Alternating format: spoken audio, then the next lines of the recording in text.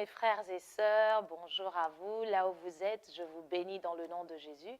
Voilà, c'est de nouveau Madeleine Bala dans cette émission que nous avons préparée pour vous, en préparation de notre moment d'adoration, ce rassemblement d'adorateurs que nous aurons le 19 mai 2018 dans les locaux de la radio-télévision La Foi en Jésus. Le flyer est déjà sorti et sur les réseaux sociaux, n'hésitez pas à partager sans modération.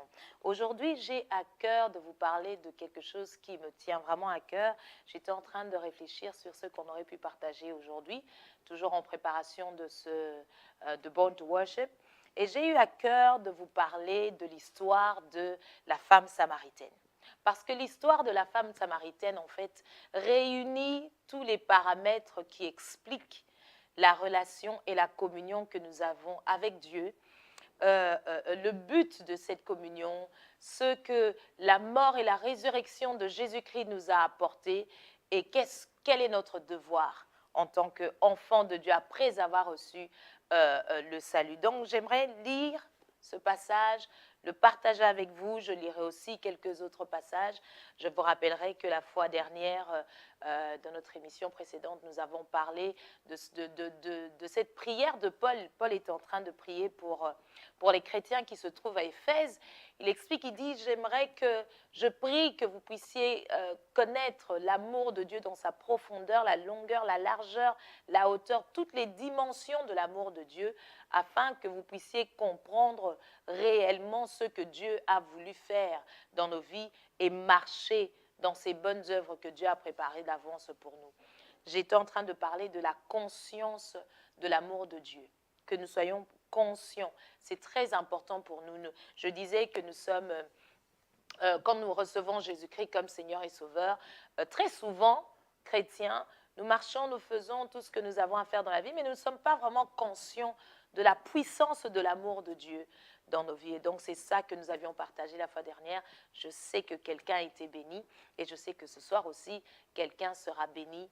Donc, aujourd'hui, j'aimerais parler de la vie de Dieu, de la vie de Dieu en nous. Laissez-moi vous lire ce passage de Jean. Si vous avez vos Bibles, n'hésitez pas à lire avec moi. Nous allons lire Jean 4, Jean chapitre 4.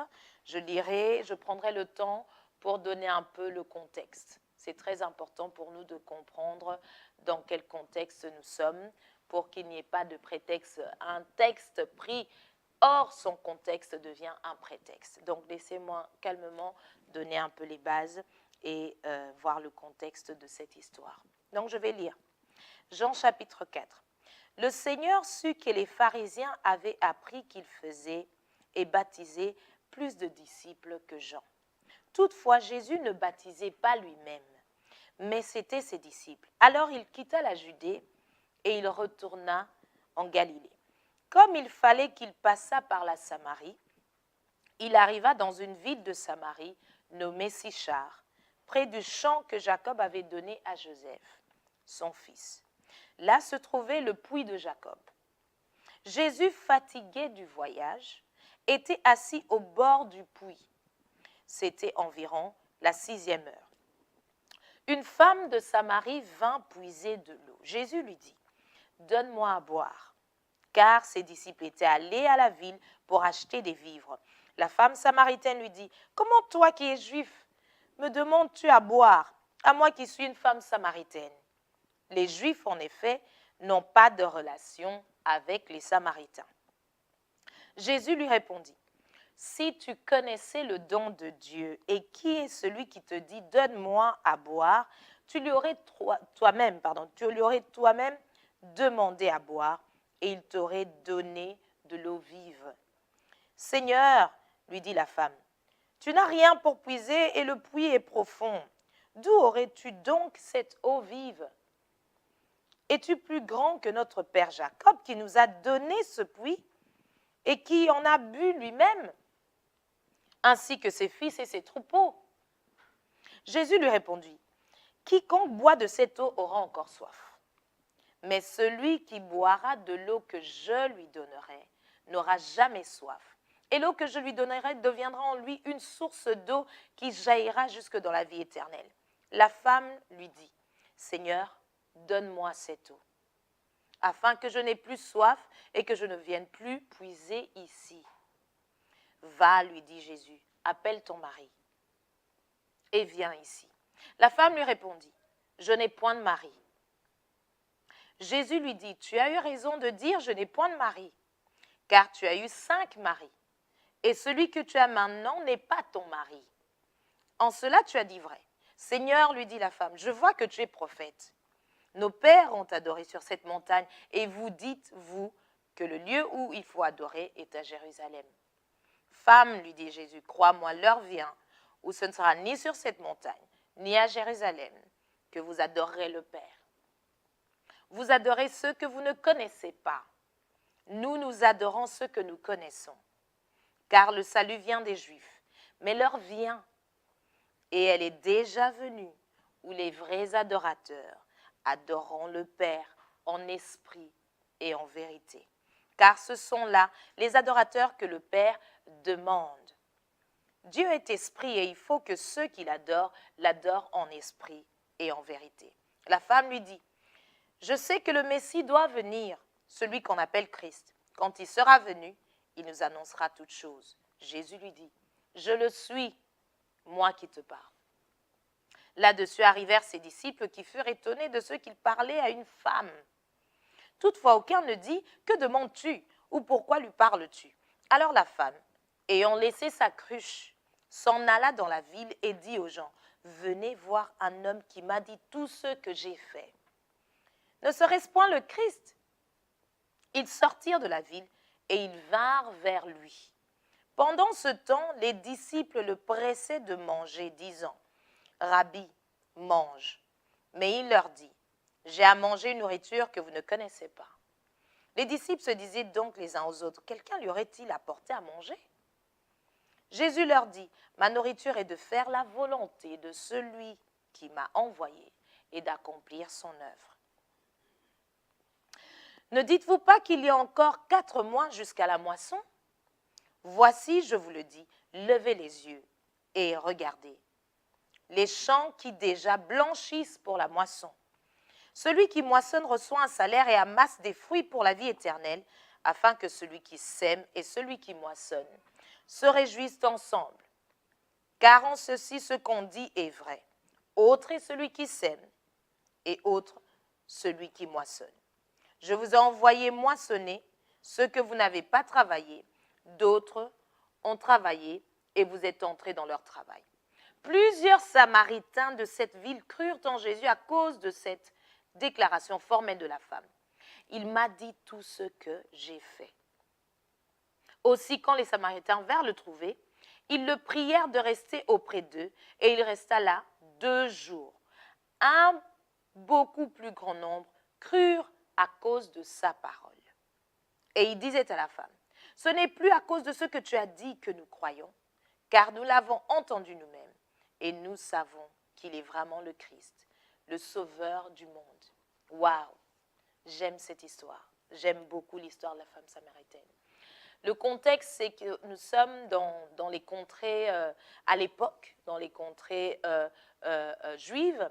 Et ici, selon ce que la Bible nous explique, il n'y avait pas de relation entre les Juifs et les Samaritains. Donc, cette femme vient puiser de l'eau. Elle arrive et elle trouve Jésus. Elle comprend que c'est un Juif.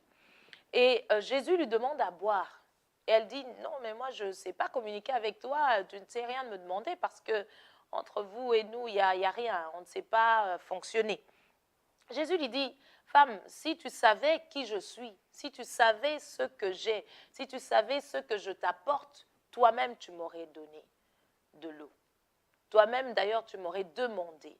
Et moi, je t'aurais donné une eau qui est au-delà de l'eau que tu es en train que tu es venu puiser. Donc, cette histoire nous fait comprendre qu'en Jésus, avec l'œuvre de la croix, ce que Jésus-Christ est venu faire ici, sur la terre, pour nous sauver, nous a apporté quelque chose qui est différent, nous a apporté la vie de Dieu, complètement différente de la vie que nous menons au quotidien. Nous avons le souffle de vie, reçue par Dieu, notre Créateur. La vie que Jésus-Christ est venu donner, c'est la vie éternelle. La vie que Jésus-Christ est venu nous apporter, c'est la vie qui change et qui transforme, qui nous fait entrer dans cette dimension où nous comprenons les choses à la manière de Dieu. C'est l'amour de Dieu, c'est l'essence même de l'amour de Dieu que nous buvons quand nous recevons cette vie-là de Dieu. Cette femme dit, comment toi qui es juif me demandes-tu à boire à moi qui suis une femme samaritaine? Les juifs en effet n'ont pas de relation avec les samaritains. Jésus lui répondit, si tu connaissais le don de Dieu, Jésus-Christ est le don de Dieu pour l'humanité. Nous sommes à la veille de cette fête qui pour les chrétiens est une fête qui est devenue importante, la Pâque. Nous fêtons la Pâque en tant que chrétiens. Pour rappel, j'étais même en train d'en parler, partager avant de venir faire l'émission avec mon époux, et il est en train de me rappeler le contexte de l'installation de cette fête, me rappelant qu'en fait, c'est à la sortie d'Égypte. C'est ça la Pâque, la sortie d'Égypte des enfants d'Israël. Dieu leur expliquait comment est-ce qu'ils devaient faire pour éviter que leur premier-né ne meure. Ils devaient mettre du sang sur les linteaux, ils devaient en se préparant à sortir d'Égypte afin que la mort ne puisse pas frapper les premiers-nés. Donc, il y avait là une préfiguration de ce que Jésus-Christ devait faire pour nous, mourir et ressusciter pour que nous ayons la vie et nous l'ayons en abondance. C'est une fête juive à la base, la Pâque. Nous la fêtons en Jésus-Christ, nous réjouissons de ce que Jésus-Christ a fait pour nous. Nous réjouissons de la mort et de la résurrection de Jésus-Christ parce que, en fait, la mort et la résurrection de Jésus-Christ s'est passée pendant cette période-là, pendant la Pâque, pendant la période où il fêtait la Pâque. Donc, nous prenons pour nous la part de la mort et de la résurrection de Jésus-Christ et c'est ça que nous fêtons aussi pendant ces temps des fêtes de Pâques. Donc, je vous souhaite joyeuses fêtes de Pâques dans la mort et dans la résurrection de notre Seigneur Jésus-Christ. Pour revenir à notre histoire, le besoin que j'ai de transmettre ce qu'il y a dans mon cœur de la part du Seigneur aujourd'hui, c'est nous rappeler que nous sommes différents. Nous ne sommes pas comme tout le monde. Je vais lire pour vous 2 Corinthiens. 2 Corinthiens, chapitre 5, chapitre 5, verset 17. 2 Corinthiens, chapitre 5, au verset 17, nous explique ce qui se passe. Pour le contexte, je lirai à partir du verset 14. « Car l'amour de Dieu nous presse parce que nous estimons que si un homme est mort pour tous, tous donc sont morts. Et qu'il est mort pour tous, afin que ceux qui vivent ne vivent plus pour eux-mêmes, mais pour celui qui est mort et ressuscité pour eux. Ainsi, dès maintenant, nous ne connaissons personne selon la chair, et si nous avons connu Christ selon la chair, maintenant, nous ne le connaissons plus de cette manière. » Verset 17. « Si quelqu'un est en Christ, il est une nouvelle créature. Les choses anciennes sont passées, voici toutes choses sont devenues nouvelles. Et tout cela vient de Dieu, qui nous a réconciliés avec lui, par Christ, et qui nous a donné le ministère de la réconciliation. En nous, nous avons reçu la vie de Dieu. Dieu est esprit, comme le disait le passage que j'ai lu tout à l'heure dans Jean, et il faut que ceux qui l'adorent en esprit et en vérité. Je vais nous rappeler que l'homme, en effet, est esprit, il possède une âme et il vit dans un corps. Ce que vous voyez maintenant, je suis en train de vous parler, c'est mon corps qui s'est déplacé de chez moi jusqu'ici pour pouvoir avoir ce temps. Mais si je n'ouvre pas la bouche, vous ne saurez rien de ce que je suis en train de réfléchir, dans mes pensées, dans mon raisonnement. C'est mon âme, le siège de mes pensées, de mon raisonnement. Mais en réalité, il y a mon esprit qui est là, mon esprit qui communique avec l'Esprit de Dieu, qui fait un avec l'Esprit de Dieu quand je suis devenu enfant de Dieu. Et c'est là que le salut a été fait de manière complète en Jésus-Christ. Le salut, la transformation de mon être dans mon esprit. Je suis une nouvelle créature. Je ne suis plus séparée de Dieu à cause du péché d'Adam. J'ai été réconciliée avec Dieu. C'est le cas de tout chrétien, tout celui qui a donné sa vie à Jésus-Christ. C'est cette transformation-là dont parle 2 Corinthiens 5, 17. C'est ça qui s'est passé. L'esprit a été complètement, l'esprit est nouveau, l'esprit a été transformé complètement. Une nouvelle créature. Qu'est-ce qui se passe maintenant dans notre marche au quotidien? Quelqu'un va penser et va me dire, un chrétien quelqu'un qui reçoit Jésus-Christ comme Seigneur Sauveur aujourd'hui ne devient pas grand en taille, ou bien petit, ou grossi, ou perd du poids. On ne voit pas de différence physiquement. Oui, en effet, il n'y a aucune différence physique, parce que le changement radical est spirituel. Et le travail qui se fait maintenant, c'est là où il y a le devoir chrétien de la part de tout celui qui reçoit Jésus-Christ comme Seigneur et Sauveur. Quand nous recevons la grâce de Dieu, il y a la réponse que nous devons donner à la grâce de Dieu, qui est la foi. Quand nous mettons notre foi dans ce que Jésus-Christ a déclaré, dans la grâce qui nous a été donnée, c'est notre devoir maintenant où nous pratiquons, où nous reconnaissons la grandeur de Dieu, nous reconnaissons la miséricorde de Dieu et nous répondons à cette grâce. Nous mettons notre croyance, notre foi, nous disons oui, nous acceptons cette grâce-là qui nous a été donnée. Et c'est là où maintenant la transformation se fait dans la pensée, où selon ce que l'apôtre Paul nous dit dans Romains chapitre 12, versets 1 à 2, je vais le lire, c'est la transformation de nos pensées qui commence. Et c'est à ce moment-là que vous verrez que quelqu'un qui avait l'habitude de marcher dans le désordre dans sa vie, qui avait l'habitude, qui en avait fait une vie, qui pratiquait le péché, ne prend plus aucun plaisir à pratiquer ces actes de péché. Vous nommerez n'importe quel acte de péché. Hein. Il n'y a pas de grand ni de petit péché. Il n'y a pas de grand ni de petit. Péché est péché. Il n'y a pas de grand ni de petit. Les actes sont ce qu'ils sont. Par ailleurs, je vais rappeler que quelqu'un qui commet les actes de péché, c'est parce qu'en fait, dans sa nature, il ne peut s'en empêcher, il est pécheur. Car Dieu nous a tant aimés qu'il est venu nous sauver dans la nature de pécheur dans laquelle nous étions. On ne peut pas demander à un chien, par exemple, de commencer à parler. Ce n'est pas possible, ce n'est pas dans sa nature. Dans sa nature, il ne saura que aboyer. C'est la même chose. On ne peut pas demander à un païen de pratiquer une vie de sanctification selon la justification qu'il a reçue en Jésus-Christ, selon la foi qu'il met dans la grâce que Dieu lui a donnée, parce qu'il n'a pas encore reçu cette grâce-là.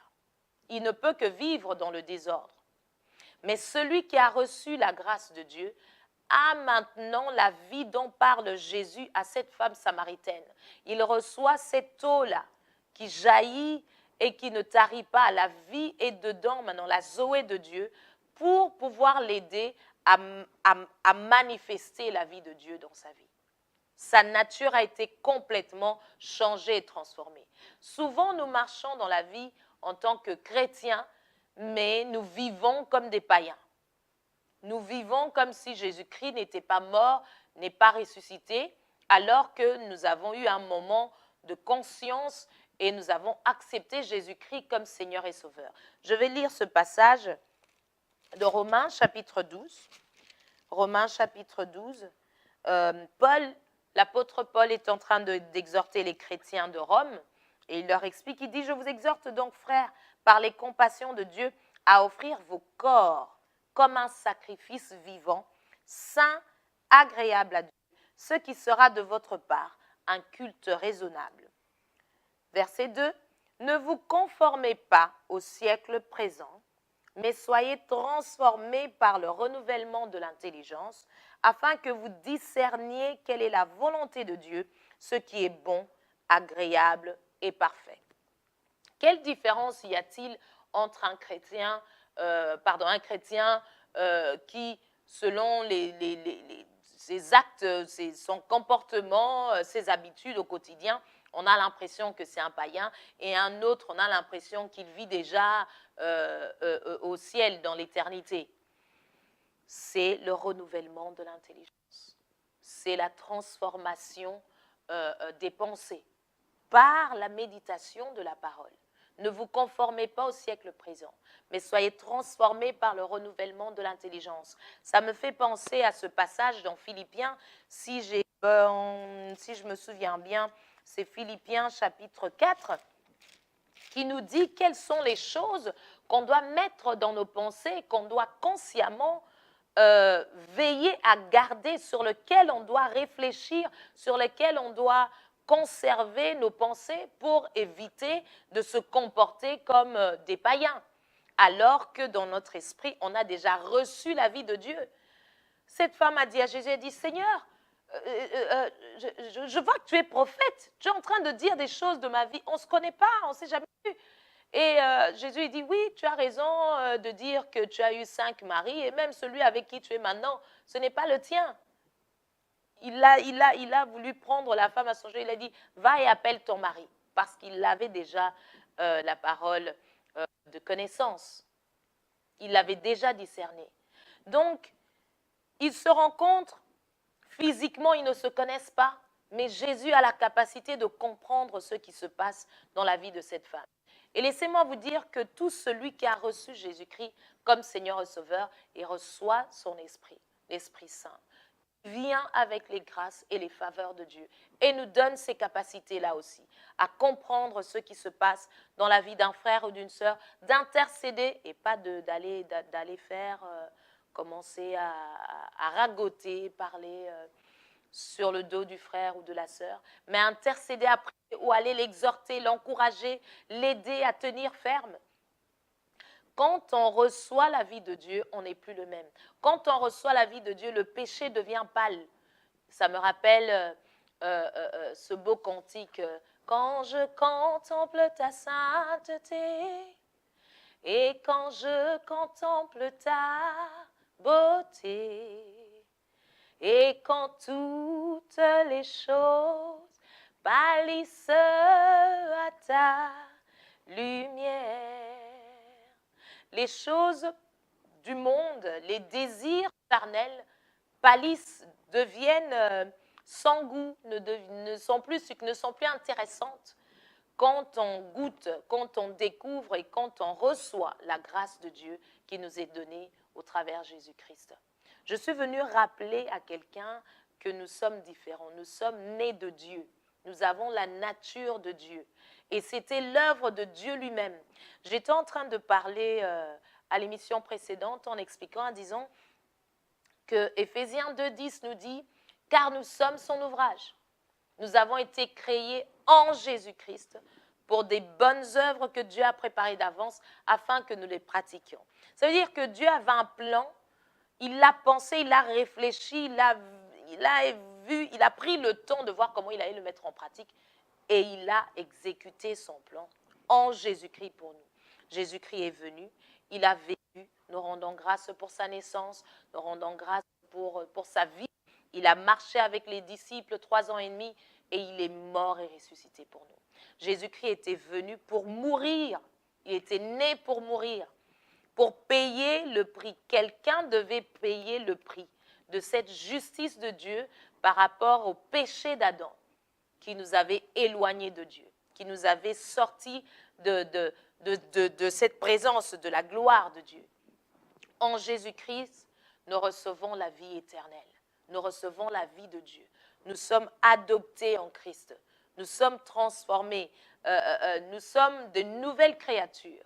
Quelque chose qui n'est nouveau n'a jamais existé auparavant.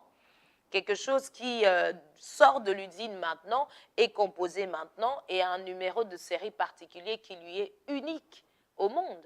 Donc, chacun de nous est unique. Et chacun de nous en Jésus-Christ, j'aimerais qu'on garde la conscience de ce que c'est que le salut, Très important pour que nous sachions comment marcher au quotidien, parce que Born to Worship, ce n'est pas simplement ce moment d'adoration.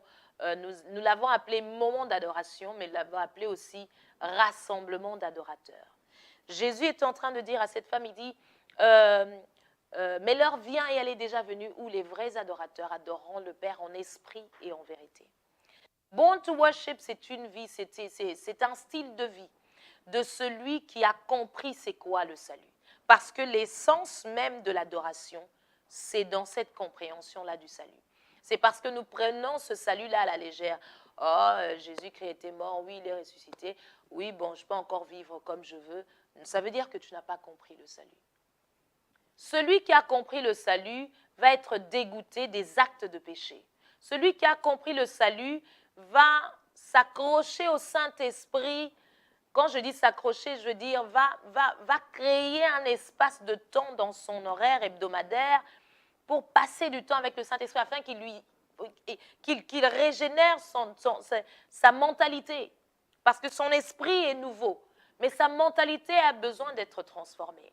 Sa mentalité a été moulée par l'environnement dans lequel il a vécu, par l'éducation qu'il a reçue dans sa famille, qui peut être source de problèmes par rapport à sa vie avec Dieu, parce qu'elle contient peut-être des principes de vie, mais qui ne sont pas des principes divins.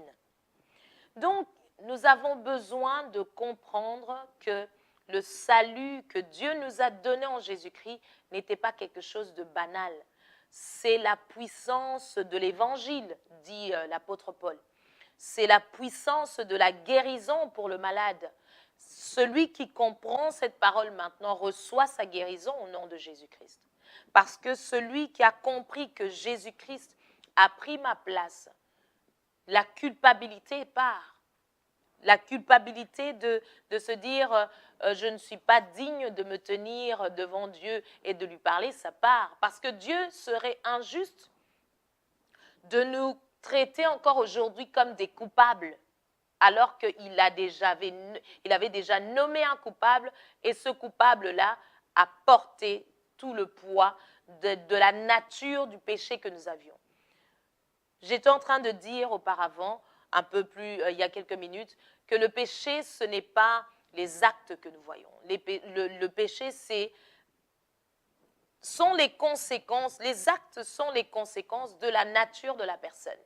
Elle ne peut que produire ce que la nature... On ne peut pas demander à un païen de commencer à adorer Dieu comme s'il était né de nouveau. Ce n'est pas logique, parce qu'il n'a pas reçu la vie de Dieu.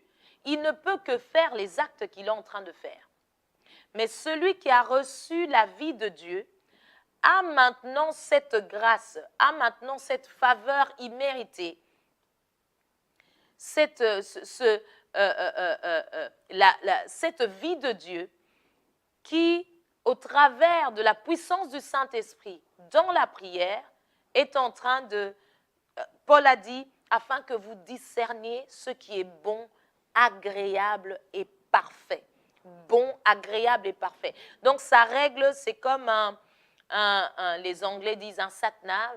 Nous, ici, on dit un GPS. Ça recalcule ton parcours. Tu deviens, Galates 2, 20 dit, si je suis en Christ, ce n'est plus moi qui vis, c'est Christ qui vit en moi.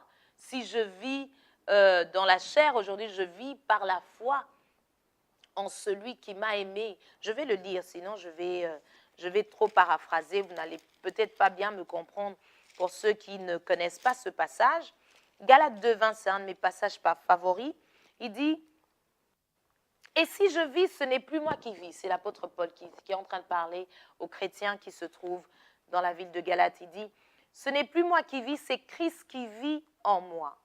Et si je vis maintenant dans la chair, je vis dans la foi au Fils de Dieu. Donc, j'ai choisi de croire que Jésus-Christ n'est pas une histoire ou une géographie qu'on m'aurait racontée, qu'il était homme, qu'il était Dieu, à la fois homme et Dieu. Il est venu et il a pris ma place. Il a pris mon péché.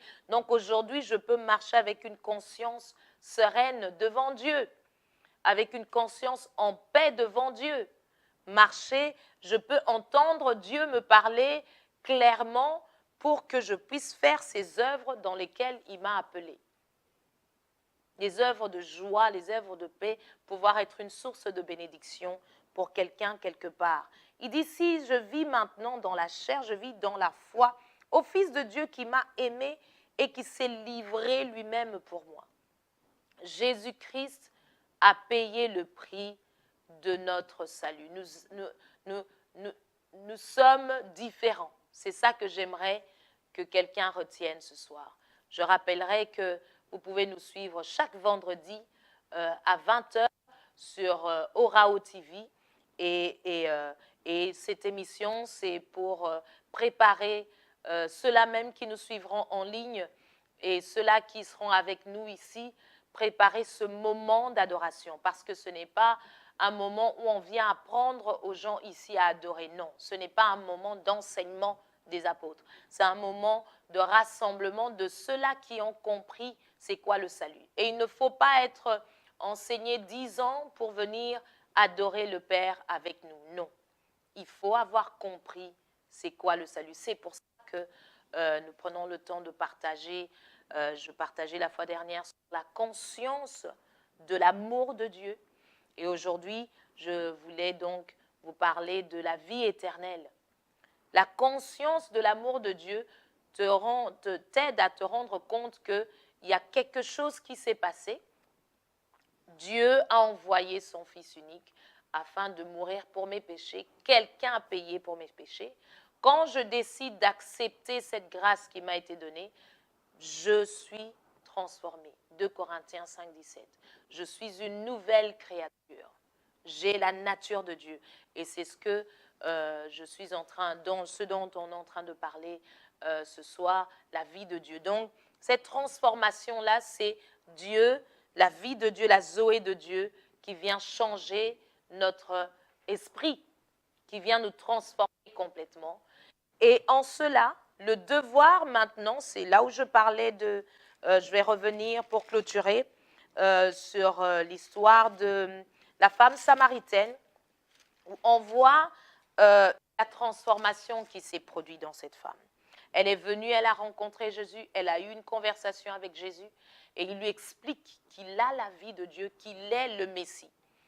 Il dit, je sais que le Messie doit venir et tout. Il dit, moi, je le suis, celui à qui tu parles, moi, je suis le Messie. En lui parlant, elle comprend que ce ne serait-ce pas le Messie. Et ça l'a transformée. Elle a été transformée au point que ça ne l'a pas laissée indifférente, ça ne l'a pas laissée muette. Elle devait en parler à quelqu'un. Et je voudrais rebondir là-dessus pour nous exhorter aussi et nous dire que si nous sommes chrétiens, ce n'est pas pour nous. Si nous avons reçu Jésus-Christ comme Seigneur et Sauveur, reçu l'amour de Dieu qui est venu nous transformer, qui nous a réconciliés avec Dieu. Hein? Quand on lit un peu plus loin dans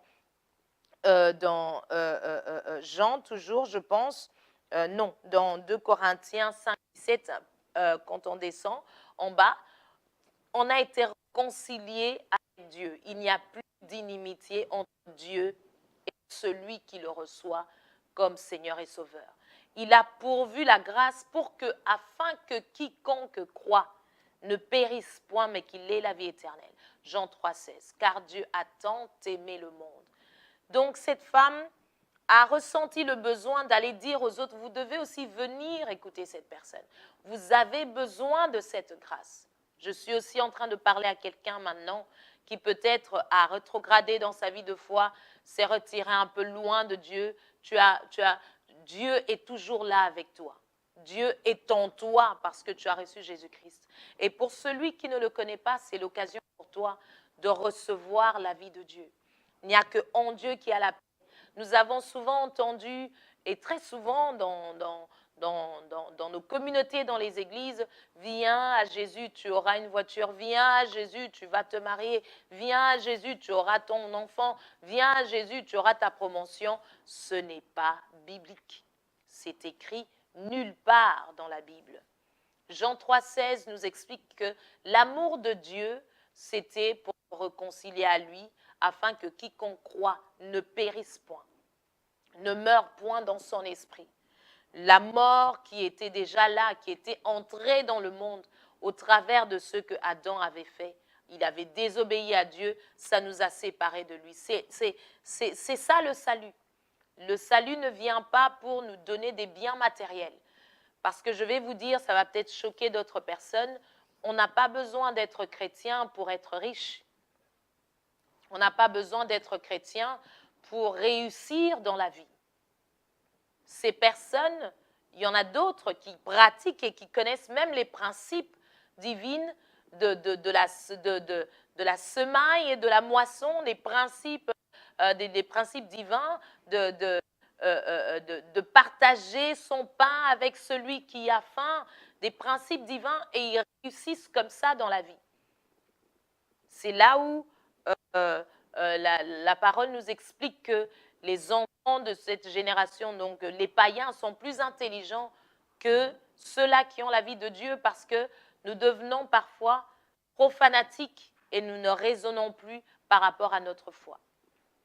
Donc nous avons besoin de comprendre que nous sommes nés de Dieu, que nous avons la vie de Dieu dans nos cœurs, que nous sommes différents. Comme je le disais tout à l'heure, retenez ça, nous sommes différents.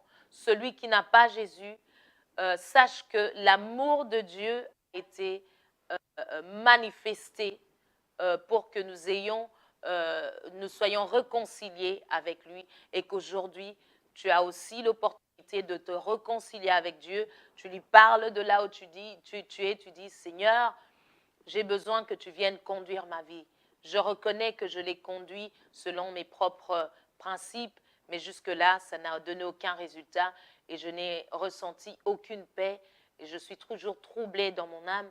J'ai besoin que tu viennes devenir mon Seigneur et mon Sauveur.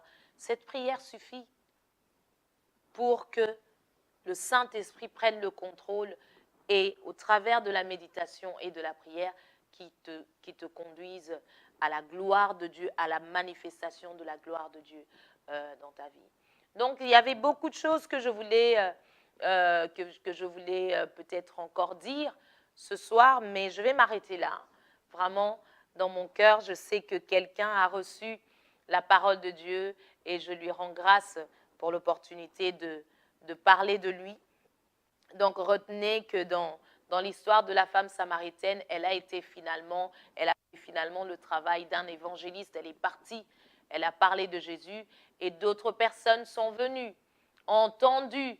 Elle a été une source de bénédiction pour les autres. Et finalement, Jésus, qui ne faisait que passer dans cette ville, il est resté là 2 jours.